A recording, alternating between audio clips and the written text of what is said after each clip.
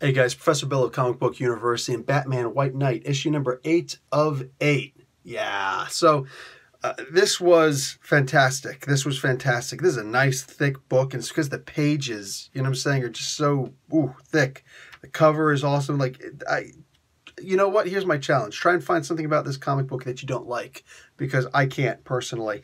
So it leaves off exactly where issue 7 left off, or it starts off exactly where issue 7 left off. All these bad guys are out here. The good guys and the bad guys in some ways have to fight off a lot of the bad guys. It's pretty sick. Harvey Bullock is hysterical in this. I found something I don't really like too much. These must be like hollow point bullets or Teflon bullets or something like that, because Killer Croc gets shot like straight through. And I don't know, man. I don't know. I would imagine that he's kind of bulletproof, but I can imagine if it was something different. Like if there were special bullets. Croc killers. Why not croc killers? Anyway, all sorts of madness happens here. Like everything you can imagine. There's the gigantic freeze cannon aimed towards the city and everything. Joker jumping out of the Batmobile to punch Neo Joker across the face. This is great. Oh God. Clayface being released and going after Napier, which is just so perfect. He's like, oops. Everything gets covered in this. This is just practically perfect, man. This is so good. We get to see some serious lovey-dovey scenes. We get to see the two Harleys battling out, not actually fighting each other, but battling for the heart of Jack or Joker, however you're going to look at it. There seems to be a scene of redemption in here, which is, you know, for the Joker. I'm going to say that there's a wedding ceremony that happens in here. I'm not going to tell you exactly what happens. I am going to tell you that it's about as heartbreaking as you could possibly imagine. Try and imagine the most heartbreaking thing you can, and then read this comic book. Yeah, this was really freaking sad. I'm just saying, puddin'. Anyway, so, man, this is so good. And if there wasn't enough of a tearjerker in this, you get to see Alfred's letter from the dead to Batman, which he reads in front of Nightwing and Batgirl. You're kidding. Like, come on, man. It's bad enough that I live next to an onion farm where people are constantly cutting the onions. No. This is a little bit different. And more than that, you get to see who was actually responsible for all of this stuff. At the very end, Batman confronts...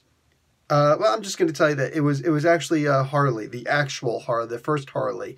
And she gives her reasons why all that happened. And then there's also a final... There's like so many epilogues here. So this is like what is it? The final Lord of the Rings movie, Return of the King, where there's like 14 different epilogues. Yeah. So the final epilogue was pretty interesting, especially since we know that this is going to continue. There's going to be a White Knight Part 2. Also, you find out exactly who the White Knight is in this. And I'm telling you right now, it is not Batman. Batman was not the White Knight in here. It also wasn't the Joker.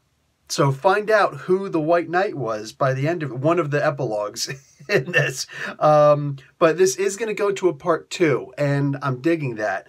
It's probably going to be in the Black Label, DC's Black Label title, because that was actually what was originally discussed, was that if they knew they were going to do the Black Label, that was Bendis' idea, then this would have been the very first book that was in that title, but it was already released, so it is what it is. Anyhow, kerfuffin, right? So I'm going to give this comic book an A. This was so good. This was so good. Like, it's hard to not just give this an A+.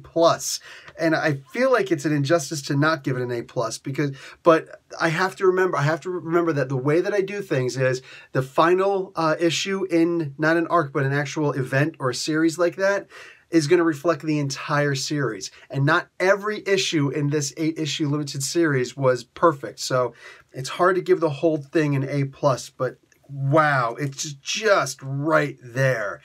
Either way, thoroughly enjoyable. If you're not picking this up, at least in trade paperback, just, man, you're doing yourself such an injustice. Anyway, guys, go check out that review also. All right, Professor Bill, Comic Book University. Class dismissed.